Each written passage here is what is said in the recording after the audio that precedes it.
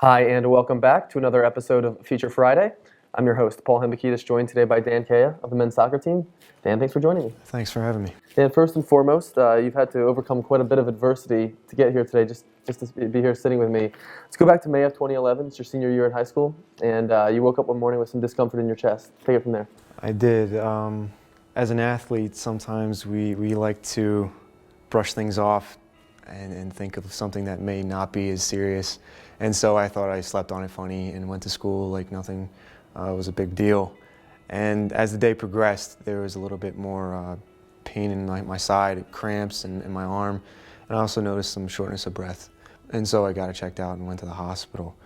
And they did the regular checkup on me, an EKG, a chest MRI, and my dad, my mom, and I were just sitting waiting until a doctor comes in and says, "Yep, he's built for it." We had no idea what he was talking about until he diagnosed me with primary spontaneous pneumothoracis. In simple terms, when there's an air leak in the lung and it causes it to deflate.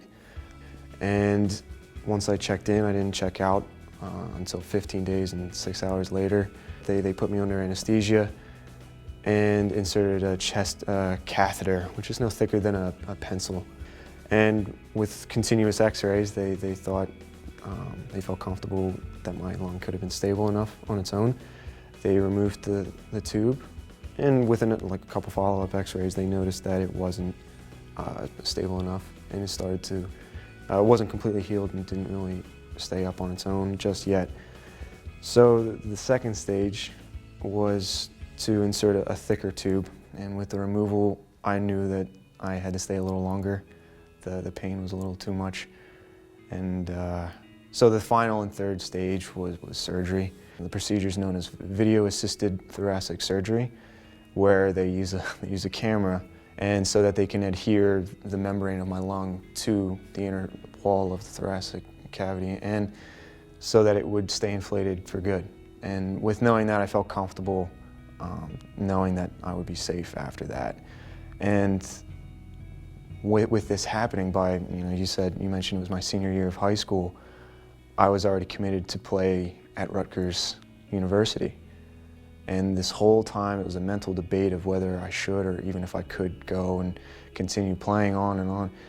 But the doctor's demands were that I could not do any strenuous activities for 3 months. May, June, July, August, which was the beginning of preseason. So it was a difficult decision to make, but I kind of went for it. And you went for it, you're being a freshman at Rutgers, and you mentioned to me off air that you gave it a try for a month. Let's fast forward to January of 2012, it's your freshman year there, and you experienced the same discomfort, and it spontaneously occurs again. Just how devastating was that? It was the very last weekend of winter break before the spring semester at Rutgers, and I wouldn't say it wasn't the same pain. It was a much more sharp, and I was awake, and it was much more detrimental that I knew right away what it was. And looking back at my healing process before they decided to skip to the second stage with the much thicker chest tube, so with that tube they realized that it still wasn't stable after the second tube, but I was much more relieved to learn that surgery was bound to happen and that I didn't have any more lungs for this to happen to, and that I was going to get out of there. At that point, I had no intention of playing at all. I eventually missed at least 3 weeks of the spring semester at Rutgers, and I had to withdraw due to medical hardship. And so I recovered at home, not knowing really what I was going to do. Well, you ultimately decided to make your way here to 20th and Only to be a LaSalle Explorer, but at first, just a student, you weren't even concerned about athletics, obviously in the wake of all the trauma that had occurred in your life. Talk about the first year that you were here. You mentioned to me that you came to all the home soccer games and did kind of have an itch to return. Take us through that. I did. I felt like I needed a change, and by visiting multiple schools, I knew that LaSalle was the perfect fit academically. I did come to the home games.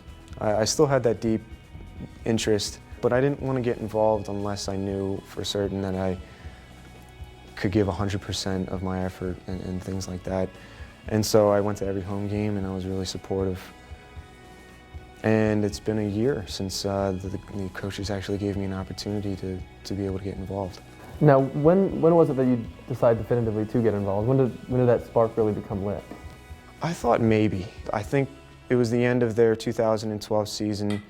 I saw how they did, and I knew the age, the talent pool that was on there, and I got to know the coaches really well. They're not only great coaches who've been here for a long and experienced time, but they're just great and fantastic people. Now let's fast forward a bit to September this past year. You get the start against LIU Brooklyn. What did it feel like to be on that field again for the first time in years, making a start? And I'd have to imagine that was a bit of a surreal feeling for you. It was. I was very nervous.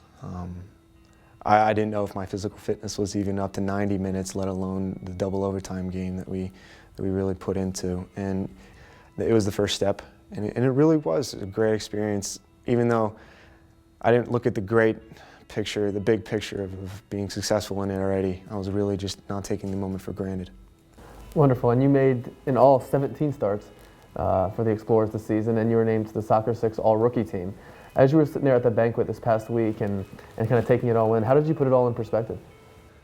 I have a greater appreciation now for the overall picture of where I've been and how I've gotten here, but I know I wouldn't have been able to get here with many other people's support, my family, my girlfriend, the teammates, and especially the coaches, just to get back to the basics of being active and physically involved, as well as just becoming a part of a team again.